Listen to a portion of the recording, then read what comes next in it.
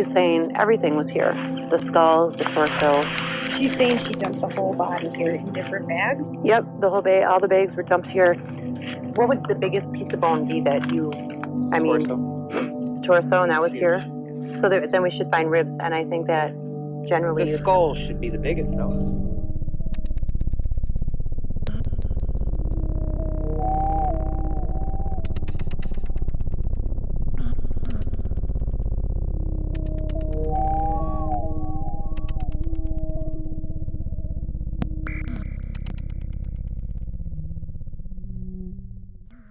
Before the events that would eventually make national headlines, the three individuals at the center of this case lived quiet, ordinary lives in a small Michigan town.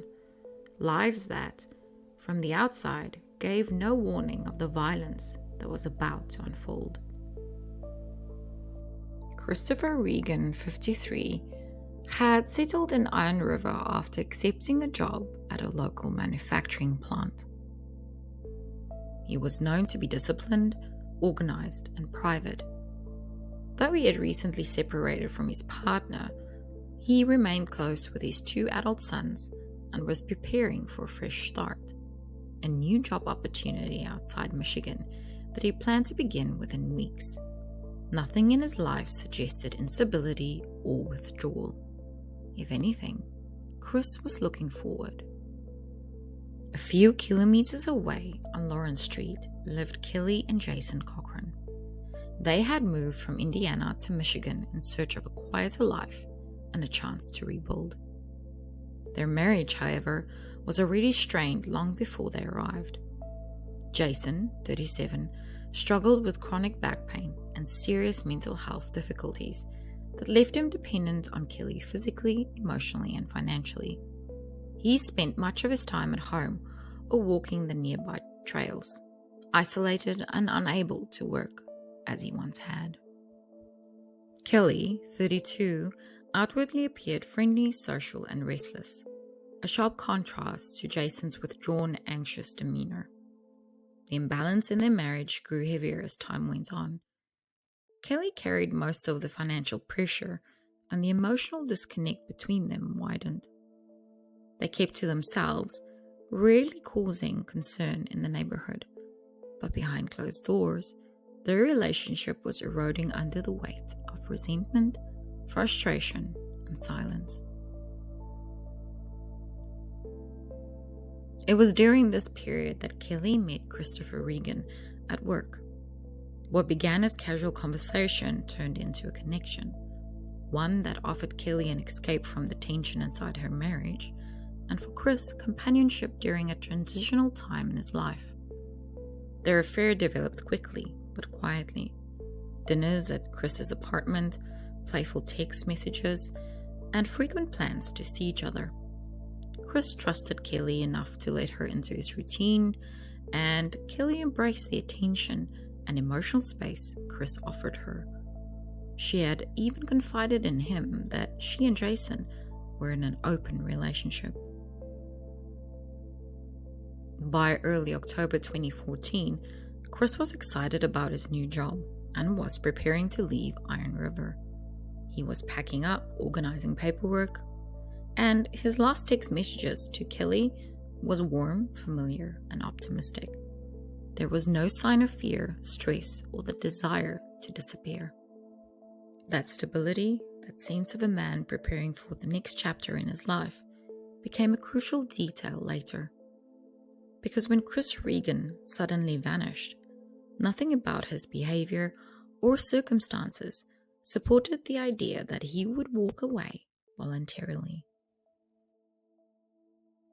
Kelly Marie Gaboyan grew up in Merrillville, Indiana, a difficult, headstrong child who pushed against every boundary placed in front of her. By her teenage years, she was running away frequently, using drugs, and getting into escalating trouble. Her parents tried everything, even drug testing her before she was allowed inside the house, but nothing seemed to rein her in. It was during this turbulent period that Kelly met someone who, for a moment, seemed to steady her. Jason Cochran lived just down the street. He was quiet, reserved, and gentle. Kelly would later refer to him as the boy next door. Compared to her chaotic life, Jason felt predictable, safe. They began dating soon after high school. Friends remembered them as mismatched from the very beginning. Kelly's brother would say, like oil and water. But the two were inseparable. Jason appeared devoted to her, and Kelly appeared to enjoy being the dominant partner in the relationship. Even early on, she exerted control over every part of their shared life: finances, decisions, plans, routines. Jason rarely pushed back. Despite the imbalance, or perhaps because of it, they married young. Kelly's mother arranged a traditional church wedding, hoping stability might anchor her daughter. Photographs from that day show a couple who looked older than their years, carrying more weight than most newlyweds. But no one could have imagined the promise they made to each other privately. Because on their wedding night, Kelly and Jason formed a pact that was as bizarre as it was chilling. If either one of them ever had an affair, the other would kill the lover. It wasn't spoken as a joke. It wasn't symbolic. They meant it. Kelly would later describe the agreement openly, as though it was simply another rule in their marriage. Investigators, looking back, saw it as the first clear sign of darkness beneath their relationship, a shared willingness to turn jealousy into violence, framed as loyalty. For years, the pact remained buried beneath the surface of their daily lives. They worked, moved homes, and tried to reinvent themselves. But the pact never disappeared. It lived quietly between them, waiting. And when the cracks in their marriage widened, when financial stress, chronic pain, and emotional instability pushed Jason further into depression, and when Kelly began seeking affection elsewhere, the pact, made in secrecy on their wedding night, would return with devastating force. Confirming the usual plans of dinner that evening. Their messages were warm, familiar, and effortless, the kind of exchange that came naturally to two people who had slipped into a quiet routine together. Nothing about the conversation hinted at the violence waiting ahead. No tension, no hesitation, just an ordinary evening plan. Kelly drove to meet him after work. It was the last time anyone would see or hear from Chris Regan alive. The next morning, the first alarm bells rang, quietly at first. Chris hadn't shown up for his shift at the manufacturing plant. He was never late, never absent without warning. His supervisors assumed at first that something minor had happened, a flat tire, a forgotten alarm, but when repeated calls went straight to voicemail, concern turned into unease. They reached out to Terry O'Donnell. Terry wasn't just a friend. She was Chris's most recent girlfriend, the woman he had been with until shortly before his disappearance. Their relationship had faded into a mutual pause, a space to breathe, not a bitter breakup. As far as Terry understood, they had been exclusive, and taking time apart didn't change how much she still cared for him. She had no idea he had started seeing someone else. Chris hadn't shared that part of his life with her. Despite the breakup, they still spoke often. They still checked in. Terry still knew his habits and his routines and the rhythms of his days. So when she learned he had missed work, something he simply did not do, the fear hit her instantly. Not dramatic, not exaggerated, just that cold, intuitive certainty that something was wrong. Chris had been preparing for a major life change. He had accepted a new job in North Carolina and was counting down his final weeks in Michigan. He had been organized, excited, and meticulous about the transition. He didn't ghost people, he didn't vanish, and he did not ignore Terry.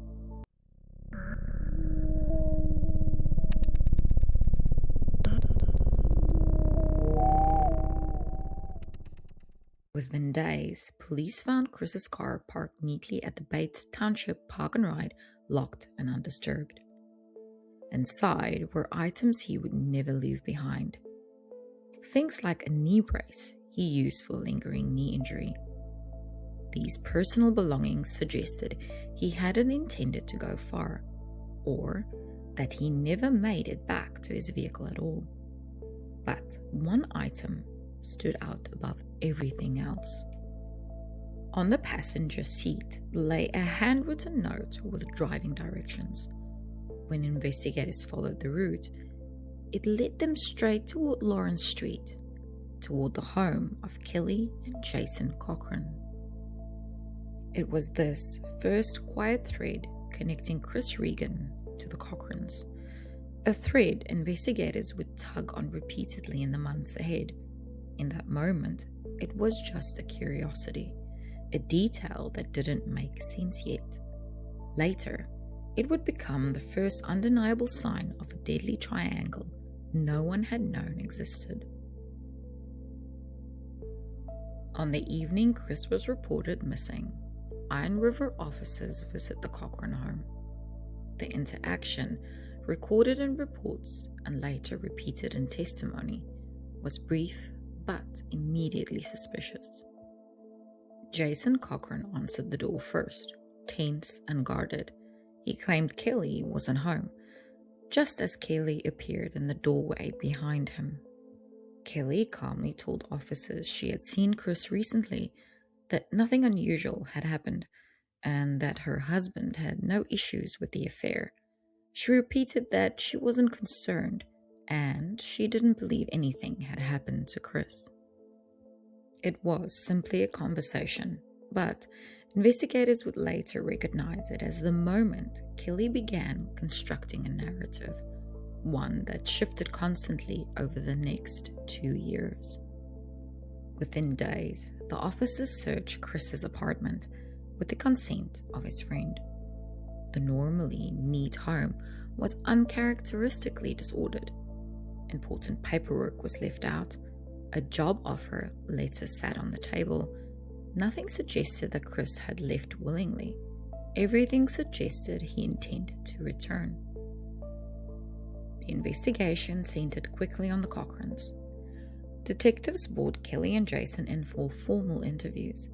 Separately, each claimed to know very little. Each insisted Chris must have disappeared on his own. Each downplayed the affair.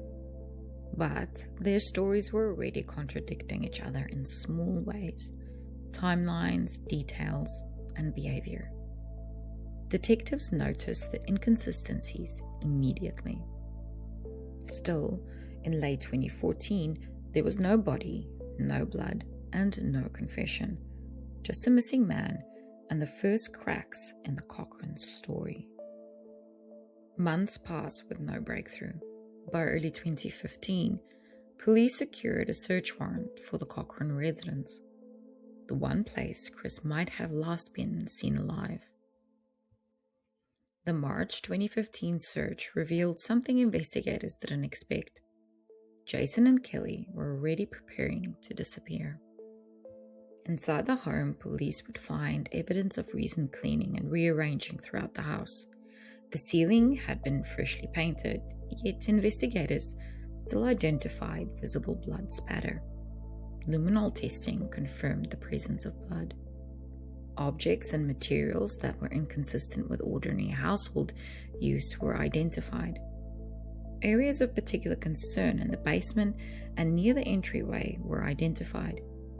Tools and materials that would later take on a greater significance when viewed alongside Kelly's subsequent confessions were also noted. The day after the search, Kelly and Jason vanished. They packed up their belongings and left Michigan behind. When family members were contacted, they stated casually that the couple wanted to move back home.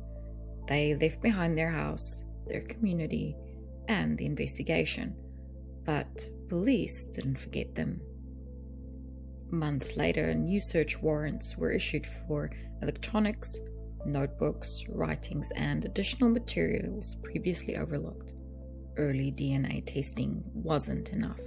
Something was missing. Something didn't align.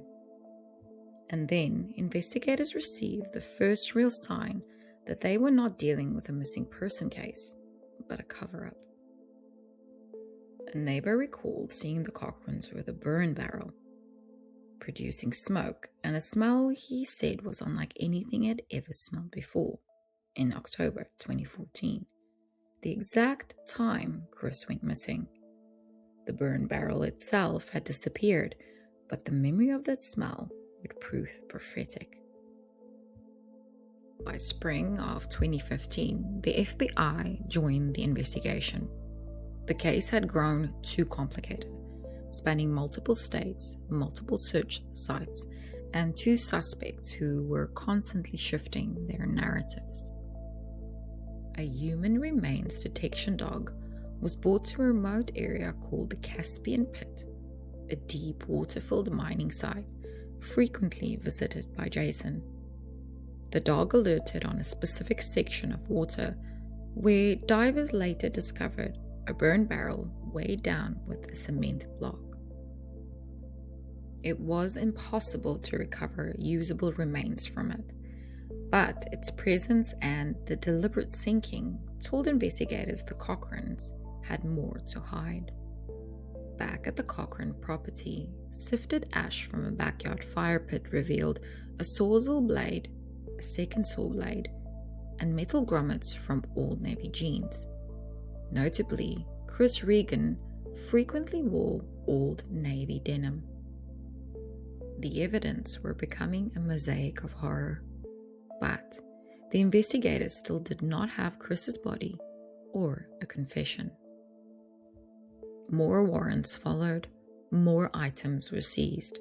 None gave the police the full picture, but each piece added weight to the growing suspicion that Chris Regan had been killed inside that house.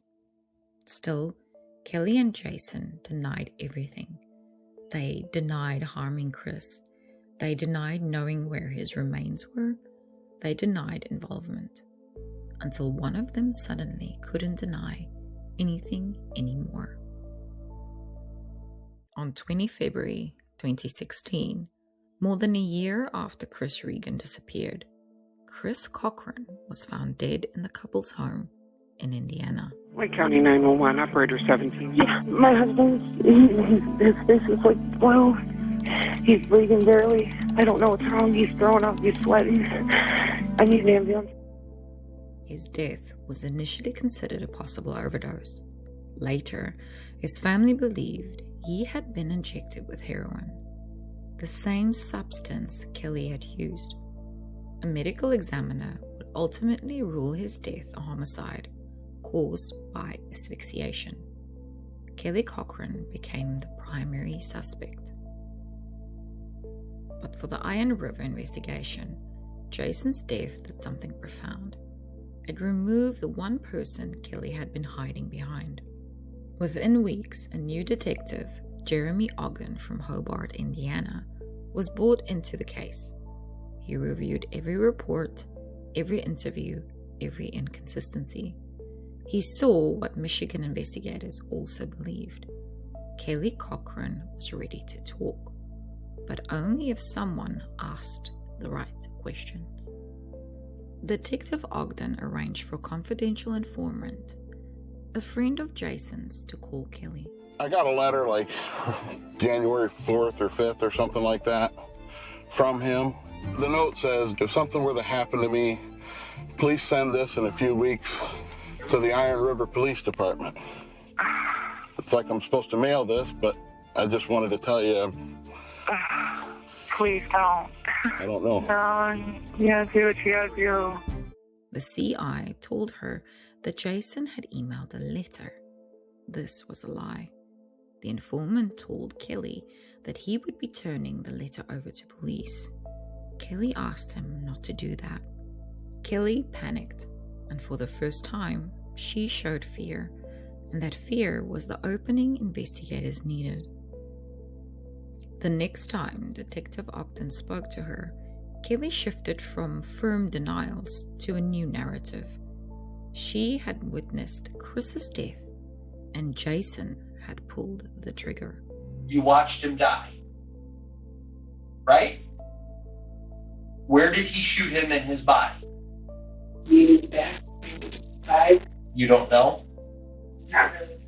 It was the beginning of a confession, one that would change again and again, each version revealing more than the last.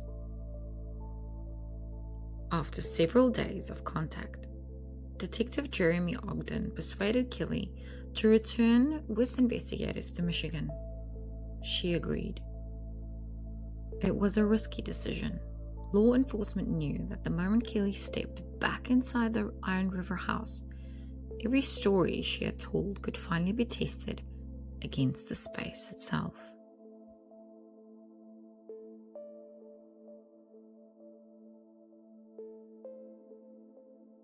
Kelly walked through the front door with Ogden and Iron River Police Chief Laura Frizzo, retracing what she claimed happened the night Christopher Regan disappeared. But almost immediately, her account began to change. She now claimed that she was supposed to lure Chris toward the basement stairs so Jason could ambush him.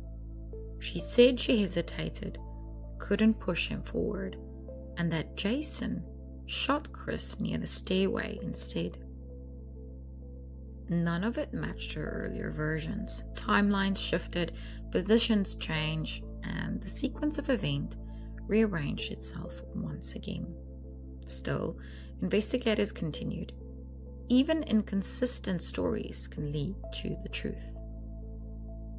Kelly went on to describe Chris falling backward down the stairs, being ordered to retrieve a bullet, the dismemberment that followed, the drive to a wooded trail, and returning home to clean the basement. For the first time, investigators were hearing details they could attempt to verify. Every word was recorded. Her emotions swung unpredictably. Crying, laughing, shutting down, then oversharing. She appeared to mourn Chris, fear Jason, and remain strangely detached from them both. But one fact remained unchanged. Chris Regan had not been found. On May 17, 2016, investigators brought Kelly to Pentoga Trail, the remote wooded area where she claimed Chris's remains had been left. For nearly 2 hours, she directed them up and down the gravel road, uncertain and hesitant, unable to commit to a single location. Frustration mounted as her confidence seemed to dissolve with each step. Then, suddenly, Kelly spoke. "Stop here." She stepped out of the vehicle, walked toward a fallen tree, and pointed. What would the biggest piece of bone be that you... Torso. Torso, and that was here? Yeah. So then we should find ribs, and I think that generally The skull should be the biggest, though. A cadaver dog was released and moved directly toward a partially buried black garbage bag, exactly where Kelly had gestured. The bag contained no remains, but it confirmed something critical. Christopher Regan had been disposed of in this area. Still, the most important piece was missing. They still have not found his remains. Later that afternoon, after Kelly was returned to jail, Chief Rizzo and the dog handler made one final pass through the clearing as daylight faded. The dog suddenly broke into a run, then stopped and barked repeatedly. At first, Frizzo thought she was looking at a discarded ball in the grass. As she moved closer, she realized it was a human skull. Chris Regan had finally been found, just yards from where Kelly had stood earlier that day. After nearly 2 years of searching, the truth had a physical place. Kelly had been telling the truth about one thing. This was where they left him. Before we move forward, it is important to pause and remember who Christopher Regan was. He was more than the headlines that followed his disappearance. To those who knew him, Chris was a father, a friend, and a colleague, someone who cared deeply about the people in his life. Friends remembered him as a man who loved the world around him, who enjoyed travel and photography, and who often stopped to take in the landscapes that caught his attention. He was described as curious, thoughtful, and always looking ahead. Christopher was 53 years old, a U.S. Air Force veteran who had built a second chapter for himself after leaving the military. He worked hard, took pride in what he did, and moved where opportunity led him, including Iron River. Those who worked with him described him as dependable, intelligent, and deeply committed. On the morning of October 14, 2014, he was still talking about the future, unaware it would be his last day.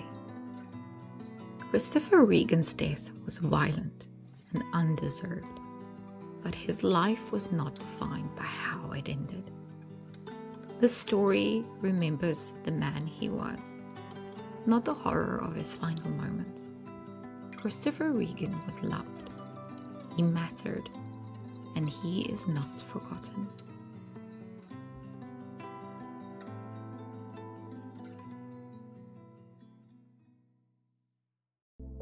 Finally, remains were found. Dental records confirmed that the remains belonged to 53-year-old Christopher Regan.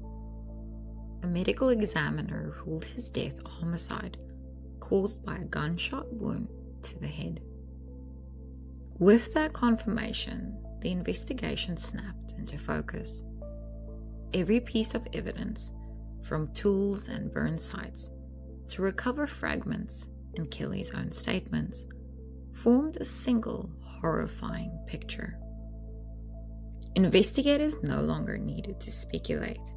The evidence showed that Kelly had drawn Chris into the house. He remained present during what happened, helped conceal the crime afterward, and then lied repeatedly as the search intensified. When suspicion grew too close, she fled the state.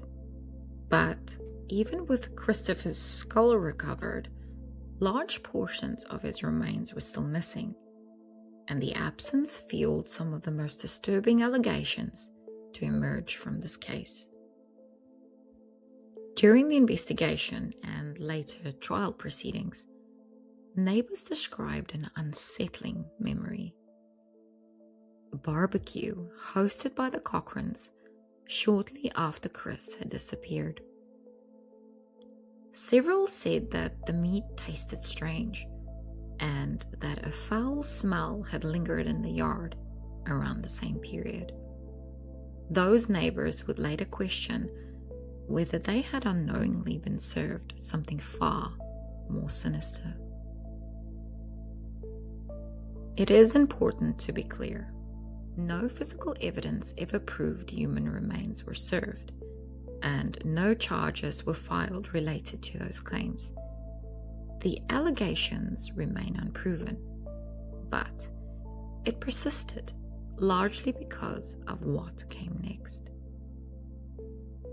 After her arrest, Kelly Cochran made a series of disturbing statements to investigators, claiming she and her husband had killed more people than Christopher Regan. At different times, she suggested the number could be more than a dozen. She also reinforced her butterfly tattoos, implying that each one represented a person she had killed. Those claims have never been substantiated. Investigations into possible additional victims were opened, but no further remains were conclusively linked to Kelly.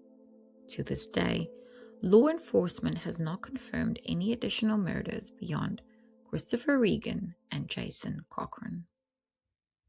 Still, the combination of missing remains, neighbor testimony, and Kelly's own words ensured that the questions never fully went away.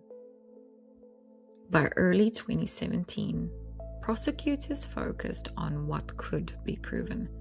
They argued that Christopher Regan's murder was not an act of fear or coercion, but a deliberate plan followed by nearly 2 years of deception.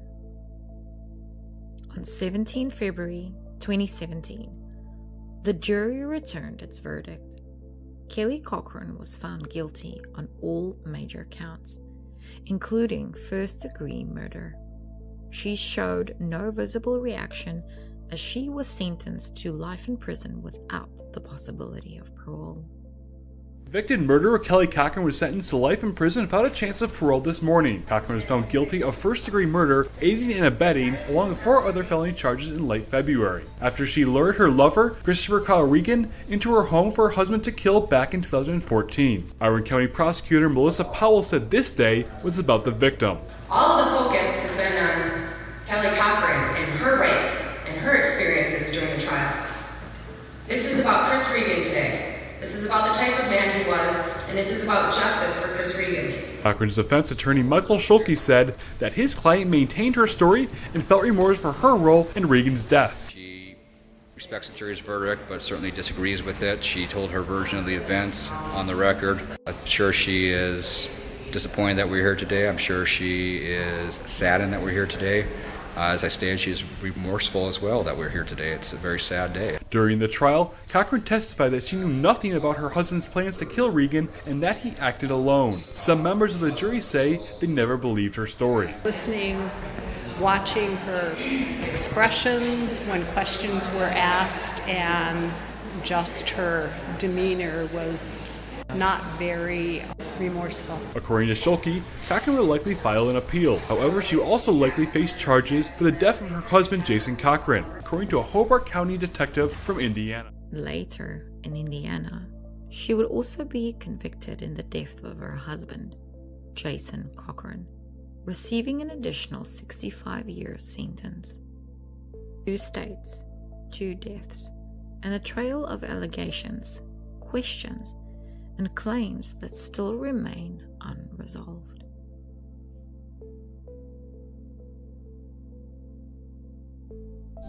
Seem to feel and react to others.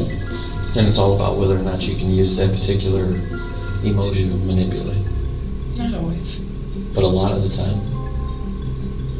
Some psychopathic tendencies with that.